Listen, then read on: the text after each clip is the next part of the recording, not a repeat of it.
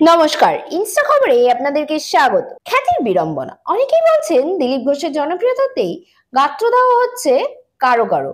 প্রাক্তন বিজেপি সংসদকে জড়িয়ে বিতর্কে উত্তাল হচ্ছে সমাজ মাধ্যম, কিন্তু মাঝে মধ্যেই সব দোষ নন্দ ঘোষের সুরে অপরাধী হচ্ছেন রিঙ্কু। দিলীপ চর্চায় বারবার নাম জড়াচ্ছে তার সদ্য বিবাহিতা স্ত্রীর। সন্তান হারানো মাকে নিয়েই শোরগোল করছেন কেউ কেউ। অভিযোগ, রিঙ্কু মজুমদারকে নিয়ে সমাজ মাধ্যমে বিভিন্ন মন্তব্য করা হচ্ছে, যা বারবার প্রশ্ন তুলছে সব দোষ কি তবে তার। এবার এই আবহে সবর দিলীপ ঘোষের স্ত্রী রিঙ্কু মজুমদার।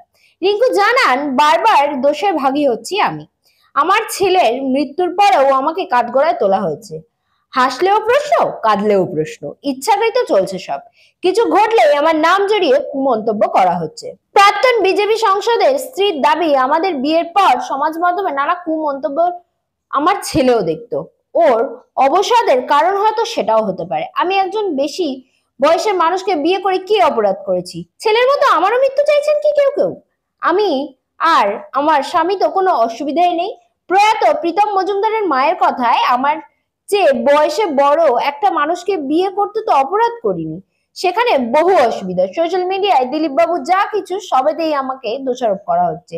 ছেলে চলে যাওয়ার পরে এমন একটা অবস্থা তৈরি হচ্ছে যেন আমি গোল্ড ডিগার। আমিও কি মরে যাব? তিনি বললেন, কিছু ইউটিউব চ্যানেলে বলা হচ্ছে আমি প্রতিবন্ধী স্বামীকে ছেড়ে নাকি বিয়ে করেছি।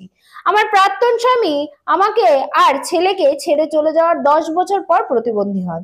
তিনি বিয়ে, আমি অনেক পরে বিয়ে করি, কিন্তু সবটা না জেনে কুৎসা করছেন অনেকেই। রিঙ্কুর হুঁশিয়ারি, সমস্ত তথ্য জোগাড় করেছি, সংশ্লিষ্ট বিভাগে অভিযোগ করব বলে ভাবছি। এভাবে আর নিতে পারছি না, নিজেও অবসাদের দিকে এগোচ্ছি। দিলীপ ঘোষের বিয়ের পরে প্রশ্নের মুখোমুখি হয়েছেন দম্পতি।